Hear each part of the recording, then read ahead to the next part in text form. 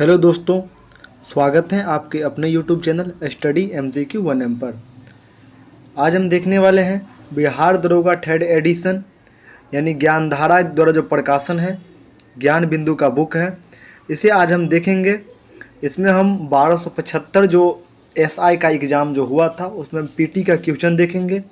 Video को last तक देखिएगा और इसमें एक क्वेश्चन पे 10 प्रश्न आपको मिलेगा जो एग्ज़ाम में आने वाले एग्ज़ाम में काफ़ी ही हेल्पफुल होने वाली है। और आपको पता होना चाहिए कि रोशन सर और बिट्टू झा सर के द्वारा जो है ये बताया गया है कि इस बुक से 60% क्वेश्चन तो सीधा यहीं से मिलेगा। इसलिए इस बुक को आप पूरे लास्ट तक देखते रहिएगा और हम डेली एक सेट आपको हम कवर करवाएंगे। तो चलिए फिर देरी किस बात की, अगर चैनल पे आप नए हैं तो सब्सक्राइब कर लीजिएगा। चलिए शुरू करते हैं। ये जो है बिहार दरोगा 1275 पोस्ट नियुक्ति प्रारंभिक परीक्षा का हल प्रश्न पत्र है। परीक्षा तिथि हुआ था 17/12/2023 को, प्रथम पाली का ये क्वेश्चन है। चलिए शुरू करते हैं हम। चलिए इसको हम थोड़ा बड़ा कर ले जूम करके। क्वेश्चन नंबर 1 है, पाँचवां आसियान भारत व्यापार शिखर सम्मेलन कहाँ हुआ था? तो ये हुआ था कुआलालंपुर में। पाँचवां आसियान भारत व्यापार शिखर सम्मेलन हुआ था कुआलालंपुर में। चलिए अब इसको हम देखेंगे। पाँचवां आसियान भारत व्यापार शिखर सम्मेलन 6 मार्च 2023 को कुआलालंपुर मलेशिया में हुआ था। इसकी थीम थी strengthening and moving forward ASEAN India economic relations for the strategic business partnership theme था। आसियान, अब आसियान के बारे में हम देखेंगे। ASEAN Association of South East Asian Nations एक क्षेत्रीय संगठन है जिसका गठन 1967 में बैकांग घोषणा पर हस्ताक्षर के साथ किया गया था। यानी आसियान का स्थापना 1967 में हुआ था। 8 अगस्त को आसियान दिवस के रूप में मनाया जाता है। आसियान का सचिवालय जकार्ता इंडोनेशिया में है। आसियान के संस्थापक देश इंडोनेशिया, मलेशिया, फिलीपींस, सिंगापुर और थाईलैंड है। आसियान का आदर्श वाक्य है one vision, one identity, one community. ASEAN के 10 सदस्य देश हैं। इसमें Indonesia, Malaysia, Philippines, Singapore, Thailand, ये तो पहले 5 देश जो स्थापना में थे और बाद में जुड़ा ये है Brunei, Vietnam, Laos, Myanmar, Cambodia. चलिए क्वेश्चन नंबर 2 है, राज्य विधानसभा की अधिकतम संख्या निर्धारित है। यानी विधानसभा के सदस्य की अधिकतम संख्या वो कितने हो सकते हैं? तो चलिए ऑप्शन है 60, 240, 360, 500। तो अधिक से अधिक ये 500 हो सकते हैं। विधानसभा में जो अधिक से अधिक 500 हो सकते हैं। राज्य विधानसभा के अधिकतम सदस्य 500 निर्धारित हैं। संविधान के अनुच्छेद 170 के अनुसार किसी राज्य की विधानसभा के सदस्यों की अधिकतम संख्या 500 और न्यूनतम संख्या 60 हो सकती है। यानी विधानसभा जो है 170 अनुच्छेद में है, वहीं अगर विधान परिषद की बात करें तो वो 169 अनुच्छेद में है, याद रखिएगा। अनुच्छेद 371 के विभिन्न खंडों में कुछ राज्यों को विशेष प्रावधान प्राप्त हैं जिसके तहत विधानसभा सदस्यों की न्यूनतम संख्या 60 से भी कम है। उदाहरण में मिजोरम में 40 हैं, सिक्किम में 32 हैं, गोवा में 40 तथा संघ राज्य क्षेत्र दिल्ली में 70 और पुदुचेरी में 30 विधानसभा सदस्य हैं। अब आगे हम बात करें। राज्य विधानसभा के कार्यकाल 5 वर्ष का होता है तथा विधानसभा सत्रावासन के आदेश राज्यपाल द्वारा दिए जाते हैं। 84वें संविधान संशोधन अधिनियम 2001 द्वारा वर्ष 2026 तक विधानसभा की सीटों की कुल संख्या में परिवर्तन न करने का प्रावधान है। विधानसभा सदस्य बनने हेतु अहर्ताएँ अनुच्छेद 173 में निर्धारित की गई है। वर्तमान में सर्वाधिक विधानसभा सदस्यों की संख्या उत्तर प्रदेश में 403 है तथा न्यूनतम सदस्य की संख्या सिक्किम में 32 है। अनुच्छेद 332 के अनुसार राज्य की जनसंख्या के अनुपात के आधार पर विधानसभा में अनुसूचित जातियों और जनजातियों के लिए स्थानों का आरक्षण दिया गया है। क्वेश्चन नंबर 3 में है, केंद्रीय मंत्री परिषद सामूहिक रूप से किसके प्रति उत्तरदायी है? तो ये केंद्रीय मंत्री परिषद जो है लोकसभा के प्रति उत्तरदायी है। केंद्रीय मंत्री परिषद सामूहिक रूप से लोकसभा के प्रति उत्तरदायी होती है। संविधान का अनुच्छेद 75 स्पष्ट रूप से यह प्रावधान करता है कि मंत्रिपरिषद लोकसभा के प्रति सामूहिक रूप से उत्तरदायी होगी। इसका अर्थ है कि सभी मंत्रियों को उनके सभी कार्यों के लिए लोकसभा के प्रति संयुक्त जिम्मेदारी है। सामूहिक उत्तरदायित्व का सिद्धांत यह भी है कि मंत्रिमंडल के निर्णय सभी केंद्रीय मंत्रियों के अन्य बाध्यकारी होगा। अनुच्छेद 75(2) में व्यक्तिगत उत्तरदायित्व का सिद्धांत भी वर्णित है। यह कहता है कि मंत्री राष्ट्रपति के प्रसाद प्रयत्न अपने पद पर बने रहेंगे, जिसका अर्थ है कि राष्ट्रपति किसी भी मंत्री को उस समय भी हटा सकता है जब मंत्रिपरिषद को लोकसभा में विश्वास मत प्राप्त है। हालांकि राष्ट्रपति किसी मंत्री को केवल प्रधानमंत्री की सलाह पर हटा सकता है। मंत्रिपरिषद में मंत्रियों की 3 श्रेणियां होती है: कैबिनेट मंत्री, राज्य मंत्री और उप मंत्री। अनुच्छेद 74 में प्रधानमंत्री के नेतृत्व वाली मंत्रिपरिषद का उपबंध है। यह राष्ट्रपति को उसके कार्य करने हेतु सलाह देती है। मंत्रिमंडल तथा मंत्रिपरिषद दोनों शब्द एक दूसरे के लिए प्रयोग किए जाते हैं, परंतु इनमें से एक निश्चित अंतर है। मंत्रिमंडल एक लघु निकाय है जिसमें लगभग 15 से 20 मंत्री होते हैं। यह मंत्रिपरिषद का एक भाग है। इसमें केवल कैबिनेट मंत्री शामिल होते हैं। इसकी व्याख्या को 1978 के 44वें संविधान संशोधन द्वारा 352 में शामिल किया गया। इसलिए मंत्रिमंडल को 352 में शामिल है। 44वें संविधान संशोधन 1978 द्वारा इसको शामिल किया गया है। अनुच्छेद 352 व्याख्या है कि प्रधानमंत्री एवं अन्य कैबिनेट मंत्रियों को परिषद, जिन्हें अनुच्छेद 75 के अंतर्गत नियुक्त किया गया है। राष्ट्रीय आय बराबर होती है NNPFC यानी राष्ट्रीय आय NNPFC के बराबर होती है। राष्ट्रीय आय यानी नेशनल इनकम। जब NNP की गणना लागत मूल्य फैक्टर कॉस्ट पर की जाती है तब उस देश का राष्ट्रीय आय निकलती है। NNP से राष्ट्रीय आय की गणना करने के लिए इसमें से प्रत्यक्ष कर को घटा दिया जाता है, जबकि परिदान यानी सहायिकी को जोड़ दिया जाता है।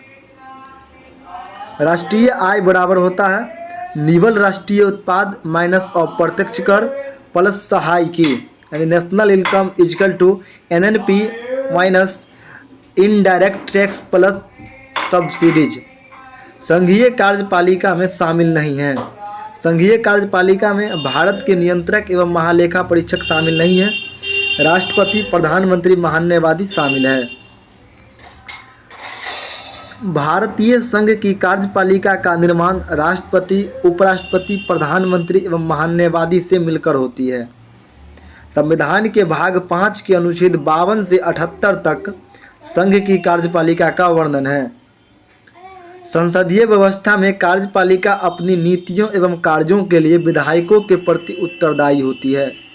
संघ की कार्यपालिका शक्तियां राष्ट्रपति के प्राप्त हैं, परंतु वास्तविक शक्तियां प्रधानमंत्री एवं उनके मंत्रिपरिषद में निहित होती है। अनुच्छेद 52 के माध्यम से राष्ट्रपति के पद का प्रावधान किया गया है। अनुच्छेद 53 के तहत भारत के राष्ट्रपति अपने कार्यपालिका संबंधी समस्त शक्तियों का प्रयोग स्वयं अथवा अधीनस्थ अधिकारियों के माध्यम से करता है। प्रधानमंत्री शासन के प्रशासनिक का प्रधान है। प्रधानमंत्री शासन का प्रशासनिक प्रधान होता है जो शक्तियों का वास्तविक प्रयोग करता है। अनुच्छेद 75 एक राष्ट्रपति द्वारा प्रधानमंत्री की नियुक्ति का प्रावधान करता है, अर्थात राष्ट्रपति संसदीय व्यवस्था के अनुसार लोकसभा में बहुमत प्राप्त दल के नेता को प्रधानमंत्री नियुक्त करता है। संविधान के अनुच्छेद 76 के अंतर्गत भारत के महान्यायवादी का पद का प्रावधान किया गया है। राष्ट्रपति द्वारा महान्यायवादी की नियुक्ति होती है वह राष्ट्रपति के प्रसाद प्रयत्न पद धारण करता है। यह देश का सर्वोच्च कानूनी अधिकारी का योग्यता रखता है। भारत की नियंत्रक एवं महालेखा परीक्षक का उल्लेख संविधान के अनुच्छेद 148 से 151 में किया गया है। यह लोक वित्त का संरक्षक एवं लोक लेखा परीक्षण लेखा विभाग का मुखिया होता है। यह राज्य और केंद्र दोनों स्तर में नियंत्रित होता है। क्वेश्चन नंबर 6 में है, किस केंद्रीय मंत्रालय ने ई-सारस मोबाइल ऐप लॉन्च किया? ई-सारस मोबाइल ऐप लॉन्च किया है ग्रामीण विकास मंत्रालय। ई-सारस मोबाइल ऐप ग्रामीण विकास मंत्रालय। इस ऐप के दीनदयाल उपाध्याय अंत्योदय योजना, राष्ट्रीय ग्रामीण आजीविका मिशन डाय निर्लम के तहत स्वयं सहायता से जुड़ी महिलाओं को बनाए गए उत्पादों की ऑनलाइन बिक्री के लिए जारी किया गया। हाल ही में पदक जीतने वाले रुद्राक्ष पाटिल का संबंध किस खेल से है? तो रुद्राक्ष पाटिल का संबंध जो है वो निशानेबाजी से है। रुद्राक्ष पाटिल का संबंध निशानेबाजी से है।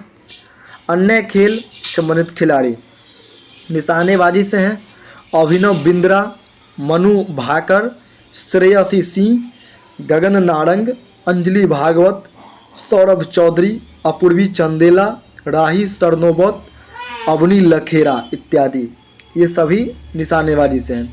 मुक्केबाजी से हैं मैरी कॉम, निकहत जरीन, लवलीना बोरगोहन, विजेंदर सिंह, अमित पंघाल, पूजा रानी, सरिता देवी, मोहम्मद अली इत्यादि, ये मुक्केबाजी से हैं। कुश्ती से हैं विनेश फोगाट, रवि कुमार दहिया, साक्षी मलिक, बजरंग पुनिया, गीता फोगाट, सुशील कुमार, केडी जाधव, बबीता कुमारी, ये सभी कुश्ती से हैं। तीरंदाजी से हैं दीपिका कुमारी, जयंता तालुकदार, लिम्बा रामा, अभिषेक वर्मा, डोला बनर्जी, ज्योति सुलोखा वन्नम, बोम्बला देवी लैसरम, तरुणदीप राय, परवीन जाधव, ये तीरंदाजी से हैं। कुमार पोस्ट सियाचिन में तैनात होने वाली पहली महिला अधिकारी का नाम बताइए। तो ये पहली महिला अधिकारी जो बना है कैप्टन शिवा चौहान। दुनिया के सबसे ऊंचे युद्ध क्षेत्र सियाचिन में कैप्टन शिवा चौहान सक्रिय रूप से तैनात होने वाली पहली महिला अधिकारी बन गई है। कैप्टन अवनी चतुर्वेदी, कैप्टन मोहना सिंह जतीरवाल तथा कैप्टन भावना कंठ को भारत की पहली महिला लड़ाकू पायलटों में शामिल किया गया है। भारत में प्रथम महिला, भारत में पहली महिला पायलट सरला ठकराल, भारत में पहली महिला राफेल पायलट शिवांगी सिंह, भारत में पहली महिला लड़ाकू पायलट भावना कंठ, भारत में पहली महिला एयरलाइन पायलट दुर्वा बनर्जी, पहली महिला ऑटो रिक्शा चालक शीला डावरे, पहली महिला ट्रेन ड्राइवर सुरेखा यादव, भारत में पहली महिला आईएफएस अधिकारी चेनीरा बेलियप्पा मथुम्मा। ये प्रश्न मैथ है, इसको हम छोड़ के चलेंगे, सिर्फ जीएस पेपर देखेंगे। बिहार में प्रचलित कीमतों पर 2011-12, 2019-20 में विशुद्ध राज्य घरेलू उत्पाद की समृद्धि दर क्या थी? तो ये थी 13.5%। प्रचलित कीमतों पर 2011-12 में विशुद्ध राज्य घरेलू उत्पाद 2018-19 में 4,86,776 करोड़, जबकि 2019-20 में 5,62,710 करोड़ है। समृद्धि दर इस प्रकार से निकालते हैं, चलिए, इसलिए 13.5% वृद्धि है। कौशाम्बी किस महाजनपद की राजधानी थी? तो कौशाम्बी जो थी वो वत्स की राजधानी थी। कौशाम्बी वत्स जनपद की राजधानी थी। बुद्ध के समय हम 16 बड़े बड़े राज्य पाते हैं जो महाजनपद कहलाते हैं, जैसे मगध की राजधानी गिरिब्रिज, राजगिरी, काशी की वाराणसी, कौशल का श्रावस्ती यानी अयोध्या, कुरु का इंद्रप्रस्थ, अंग का चंपा, वज्जी का वैशाली यानी विदेह, मल का कुशीनगर प्रथम भाग एवं पावा द्वितीय भाग, चेती यानी चेदी का सेतुवती या शक्तिमती, वत्स का कौशाम्बी, पंचाल अही क्षेत्र उत्तरी, काम्पिल्य दक्षिणी, मत्स्य विराटनगर, सूरसेन मथुरा, अस्मक पोतना या पोटली, अवंती उज्जैनी उत्तरी, महिष्मती दक्षिणी, गंधार तक्षशिला, कंबोज राजपुर या हाटक। 16 महाजनपद में अस्मक ही एक ऐसा जनपद था जो दक्षिण भारत में गोदावरी नदी के किनारे स्थित था। 16 महाजनपद में केवल वज्जी एवं मल में गणतंत्र व्यवस्था थी, जबकि शेष में राजतंत्र व्यवस्था थी। वैशाली का लिच्छवी गणराज्य विश्व का प्रथम गणतंत्र माना जाता है, जो वज्जी संघ की राजधानी थी। इसका गठन 500 ईसा पूर्व में हुआ था। महाजनपदों का उल्लेख बौद्ध ग्रंथ के अंगुत्तर निकाय, महावस्तु एवं जैन ग्रंथ भागवती सूत्र में मिलता है। महापरिनिर्वाण सूत्र में 6 महानगर की सूचना मिलती है। चंपा, राजगिरी, श्रावस्ती, काशी, कौशाम्बी तथा साकेत। विश्व का सबसे प्राचीन वैभवशाली महानगर पाटलिपुत्र है। किस समूह में सही अर्थ प्रकट करता है? तो सही अर्थ ये जो है ऑप्शन डी में है। सर, सर का मतलब बाण और सर का मतलब तालाब भी होता है। अगला है दिए गए विकल्प में इसी का है, यानी कुल का मतलब होता है वंश, कुल का मतलब होता है किनारा, दैव का मतलब होता है देवता, देव का मतलब होता है भगवान, अनल का मतलब होता है आग यानी अग्नि, अनिल का मतलब होता है हवा। रूस किस संधि द्वारा प्रथम विश्व युद्ध में अलग हुआ? तो ये हुआ था ब्रेट लिस्टवोस्टक संधि द्वारा। प्रथम विश्व युद्ध से रूस अलग हुआ था ब्रेट लिस्टवोस्टक संधि द्वारा। ब्रेट लिस्टवोस्टक की संधि द्वारा रूस प्रथम विश्व युद्ध से बाहर हो गया।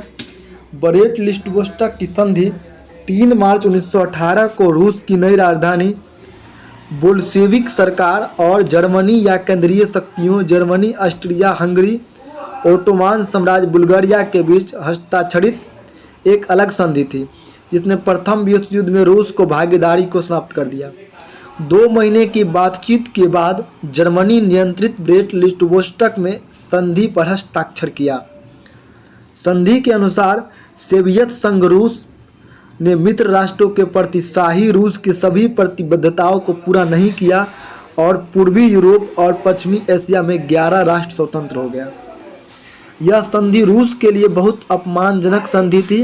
रूस को अपने विशाल क्षेत्र में लगभग 6.5 करोड़ जनसंख्या से वंचित होना पड़ा। इस संधि को हो जाने के बाद रूस विश्व युद्ध से अलग हो गया, जिससे बोल्शेविक सरकार को देश की आंतरिक समस्याओं पर ध्यान देने के समय मिल गया। विस्थापन क्या दूरी के साथ अनुपात हमेशा होता है? तो हमेशा होता है 1 के बराबर या कम। विस्थापन क्या दूरी के साथ अनुपात हमेशा 1 के बराबर या कम होता है। वस्तु की प्रारंभिक एवं अंतिम स्थिति के बीच न्यूनतम दूरी का विस्थापन कहते हैं।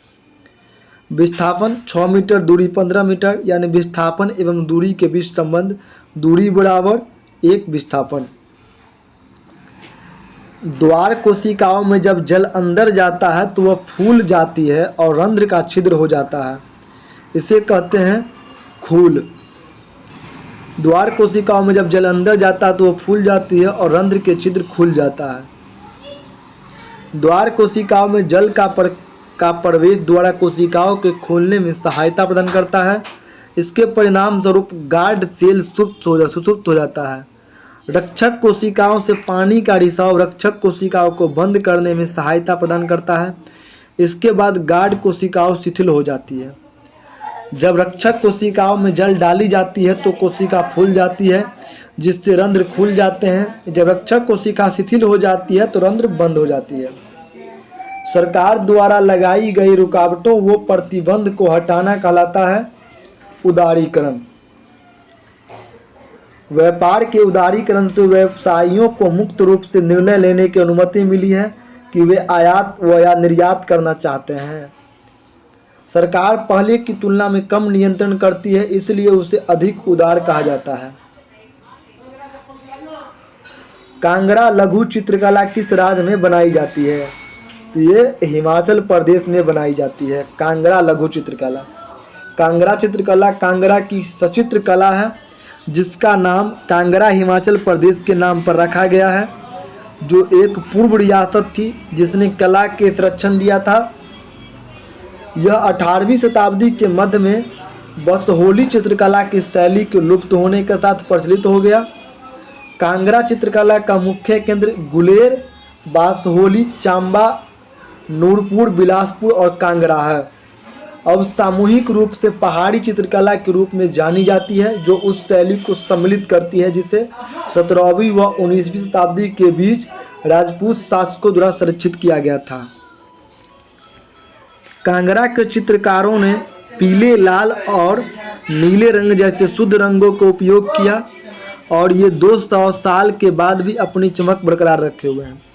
चित्रकला के इस समूह को कांगड़ा नाम दिया गया क्योंकि वे शैली में कांगड़ा के राजा संसार चंद्र के चित्र के समान हैं। प्रमुख चित्रकला शैली व संबंधित राज्य।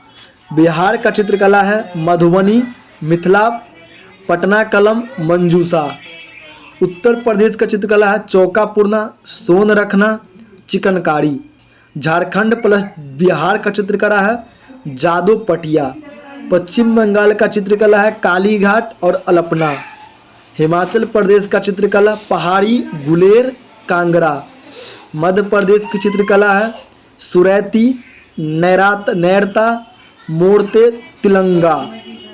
ओडिशा का चित्रकला है पटचित्र प्लस सौरा। राजस्थान का चित्रकला है फर प्लस मंडाना प्लस लघु मारना। गुजरात का चित्रकला पिथौरा प्लस अथिया। तमिलनाडु का चित्रकला कोल्लम, तंजौर। पंजाब का चित्रकला है फुलकारी। तेलंगाना का चित्रकला है चेरियल प्लस निर्मल। आंध्र प्रदेश की चित्रकला है मुगुल्लू प्लस कलमकारी। उत्तराखंड की चित्रकला है एपेन। केरल का चित्रकला है कलमा जट्टू यानी कलम मिजथू। कर्नाटक की चित्रकला है रंगावली प्लस कुसती। महाराष्ट्र की चित्रकला है वर्ली। मानव विकास सूचकांक को प्रकाशित किया जाता है, ये प्रकाशित किया जाता है यूएनडीपी द्वारा। मानव विकास सूचकांक यूएनडीपी यानी संयुक्त राष्ट्र विकास कार्यक्रम द्वारा। यह सूचकांक 1900 से जारी किया जा रहा है। मानव विकास सूचकांक के 3 मानक है, शिक्षा, स्वास्थ्य और आय। मानव विकास सूचकांक की गणना 4 संकेत को जन्म के समय, जीवन प्रत्याशा, स्कूली शिक्षा के औसत वर्ष और स्कूली शिक्षा के अपेक्षित वर्ष और प्रति व्यक्ति सकल राष्ट्रीय आय द्वारा की जाती है। इसकी गणना 0 और 1 के बीच की जाती है। संकेतक में जो देश अंक 1 से जितना पास रहता है वह मानव विकास में उतने उच्च स्तर पर होता है। द स्पिरिट ऑफ लॉज नामक रचना किसने किया? तो ये रचना किया है Montesquieu. The spirit of laws, Montesquieu. इस पुस्तक में सरकार के भीतर विधायी, कार्यपालिका और न्यायपालिका के बीच सत्ता का विभाजन प्रस्तावित है। मॉन्टेस्क्यू ने किताब प्रकाशित करने से पहले 21 वर्ष शोध बिताए। इस पुस्तक का फ्रांसीसी क्रांति पर प्रभाव पड़ा, जिससे लोग स्वतंत्रता और समानता और राज्य के दुर्व्यवहार को समाप्त करने के लिए इच्छुक हुए। फ्रांसीसी क्रांति संबंधित महत्वपूर्ण रचनाएं: सोशल कंट्रैक्ट रचना रूसो ने किया। लेटर्स ऑन इंग्लिश वॉल्टेयर ने किया। 2 ट्रीटाइजेज ऑफ गवर्नमेंट जॉन लॉक ने किया। लामी द पल्प अखबार के संपादक ज्या पॉल था। मार्सिले गीत की रचना कवि रॉजेट डिलाइल द्वारा किया। भारत सरकार द्वारा जनजातियों के स्वशासन के विभिन्न आयामों के परीक्षण करने के लिए गठित समिति का नाम क्या है? तो यह भूरिया समिति जनजातियों के लिए। भारत सरकार द्वारा जनजातियों के स्वशासन के विभिन्न आयामों के परीक्षण करने के लिए भूरिया समिति का गठन किया गया। 1994 में अनुसूचित क्षेत्र की स्थिति का अध्ययन करने हेतु भूरिया समिति का गठन हुआ। भूरिया समिति 1995 में केंद्र सरकार की समझ अपनी रिपोर्ट प्रस्तुत की। भूरिया समिति के सिफारिश को मानते हुए अनुसूचित क्षेत्र के लिए केंद्रीय कानून को ठीक माना गया। इसका मुख्य उद्देश्य केंद्रीय कानून के माध्यम से जनजातीय स्वायत्त क्षेत्रों को विनिर्दिष्ट करना तथा जिसमें उल्लंघन राज्य न कर पाए। सरकारी आयोग इस समिति का गठन 1983 में केंद्र राज्य संबंधों के सुधार दें तथा राज्य की स्वायत्तता संबंधी मांगों पर सिफारिश देने के लिए किया गया। इसके अन्य 2 सदस्य थे श्री बी शिवाराम और SR सेन। अशोक मेहता समिति दिसंबर 1977 में जनता पार्टी की सरकार द्वारा अशोक मेहता की अध्यक्षता में समिति गठन किया गया। अशोक मेहता समिति ने रिपोर्ट अगस्त 1978 में सौंपा। इसने पंचायत व्यवस्था हेतु द्वितीय स्तर मॉडल यानी मॉडल पंचायत व जिला परिषद की अपनाने की बात कही। LM सिंघवी समिति लक्ष्मीमल सिंघवी की समिति गठन राजीव गांधी सरकार द्वारा 1986 में किया गया। इसने पंचायती राज व्यवस्था को संवैधानिक दर्जा देने का सुझाव दिया। राज्य वित्त आयोग का गठन तथा पंचायतों का करोड़ापन का अधिकार देने का भी सुझाव दिया। उपभोक्ता के जिस अधिकार के तहत वस्तुओं की सेवाओं का विनिर्माता द्वारा पैकिंग पर सूचना दर्शाई जाती है वह है सूचना का अधिकार। उपभोक्ता के जिस अधिकार के तहत वस्तुओं व सेवाओं के विनिर्माताओं को द्वारा पैकिंग पर सूचना दर्शाई जाती है यह सूचना का अधिकार है। अगर आप कोई वस्तु खरीदेंगे तो उसके पैकेट पर कुछ खास जानकारियाँ पाएंगे। ये जानकारियाँ उस वस्तु के अवयवों, मूल्य, बैच संख्या, निर्माण की तारीख, खराब होने की अंतिम तिथि और वस्तु बनाने वाले के पते के बारे में होती है। यह इसलिए कि उपभोक्ता जिन वस्तुओं और सेवाओं को खरीदता है उसके बारे में उसे सूचना पाने का अधिकार है। किसी भी उपभोक्ता को जो कि किसी सेवा को प्राप्त करता है, चाहे वह किसी भी आयु लिंग का हो, किसी भी तरह का सेवा प्राप्त हो, उसको सेवा प्राप्त करते हुए हमेशा चुनने का अधिकार होगा। जैसे आप एक दंतमंजन खरीदना चाहते हैं और दुकानदार कहता है कि वह केवल दंतमंजन तभी बेचेगा जब वह आप दंतमंजन के साथ एक ब्रश भी खरीदेंगे।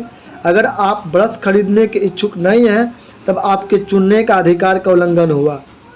अभिनेत्र लेंस की वक्रता स्थानांतरित की जाती है पक्षाभियों पेशियों द्वारा। अभिनेत्र लेंस की वक्रता पक्षाभियों पेशियों द्वारा वक्रता रूपांतरित की जाती है। ये है पुतली प्रकाश की मात्रा को नियंत्रित करता है। दृष्टिपटल यानी रेटिना वस्तु के प्रतिबिंब हमेशा रेटिना पर बनता है। नेत्र लेंस अपनी फोकस दूरी को कम या ज़्यादा कर सकता है। पक्षाभियों पेशियाँ, वस्तु दूर होगी तो फोकस दूरी f पर अधिक होगी, वस्तु पास होगी तो फोकस लेंस की दूरी कम हो कर लेगा। ये सभी कार्य या पक्षाभियों पेशियों द्वारा किया जाता है। राष्ट्रपति राज्यसभा में सदस्य मनोनीत कर सकता है, तो ये 12 सदस्यों को मनोनीत कर सकता है राज्यसभा में। संविधान के अनुच्छेद 80 राज्यसभा की संरचना का प्रावधान करता है। संविधान के अनुच्छेद 80(3) के तहत राष्ट्रपति द्वारा साहित्य, विज्ञान, कला और समाज सेवा संबंध में विशेष ज्ञान रखने वाले 12 सदस्यों को मनोनीत करता है। राज्यसभा द्वारा राज्यसभा में विभिन्न क्षेत्रों की ख्याति प्राप्त 12 व्यक्तियों को मनोनयन की अवधारणा आयरलैंड के संविधान से प्रेरित है। राज्यसभा में अधिकतम 250 सदस्य हो सकते हैं, परंतु वर्तमान में इनकी संख्या 245 है। राज्य विशेष की जनसंख्या के आधार पर किसी राज्य से आने वाले सदस्यों की संख्या निर्धारण होती है। वर्तमान में उत्तर प्रदेश में राज्यसभा सदस्यों की सीटों की संख्या सर्वाधिक 31 है। भारतीय संविधान के अनुच्छेद 83(1) के अनुसार राज्यसभा एक अस्थायी सदन है, अर्थात इसको विघटन नहीं होता है। भारत के उपराष्ट्रपति राज्यसभा का पदेन सभापति होता है अनुच्छेद 89 के अनुसार। वर्तमान में भारत के उपराष्ट्रपति जगदीप धनखड़ 14वें हैं। भारत का राज्य अथवा केंद्रशासित प्रदेश जो 2011 गणना के अनुसार साक्षरता दर में तीसरा सर्वाधिक मान रखता है, तो इस ऑप्शन में बताना है, तो इस ऑप्शन के अनुसार मिजोरम हो जाएगा। मिजोरम भारत की राज्य अथवा केंद्रशासित प्रदेश जो जनगणना 2011 में साक्षरता दर में तीसरा सर्वाधिक मान रखता है यह मिजोरम है। सर्वाधिक साक्षरता प्रतिशत वाले राज्य तथा केंद्रशासित प्रदेश सबसे अधिक है केरल 94%, दूसरा में लक्षद्वीप 91% और मिजोरम 91.3% में थोड़ा सा कम है। न्यूनतम साक्षरता प्रतिशत वाला राज्य न्यूनतम में है बिहार 61%, अरुणाचल प्रदेश 65%, राजस्थान 66%। अगला है नोट, जनगणना 2011 के अनुसार सर्वाधिक साक्षरता प्रतिशत वाला केंद्रशासित प्रदेश लक्षद्वीप 91.8% है, जबकि द्वितीय दमन-दीव 87% है। जनगणना 2011 के अनुसार न्यूनतम साक्षरता वाला केंद्रशासित प्रदेश दादर नगर हवेली 76% है। अगला है 25 नंबर क्वेश्चन, गणित है, इससे मैं स्किप करेंगे और 26 से जो है हम पार्ट 2 में देखेंगे। देखिए 25-25 करके अगर हम देखेंगे आपको भी समझ में आएगा और आसानी से याद हो जाएगा, क्योंकि इसमें एक प्रश्न पे जो है 10 से 12 प्रश्न दिया गया है, इसलिए हम 4 पार्ट में देखेंगे। लेकिन चारों पार्ट हम एक दिन में ही देखेंगे, शेड्यूल हम बना देंगे, चारों पार्ट सुबह 2 और शाम 2।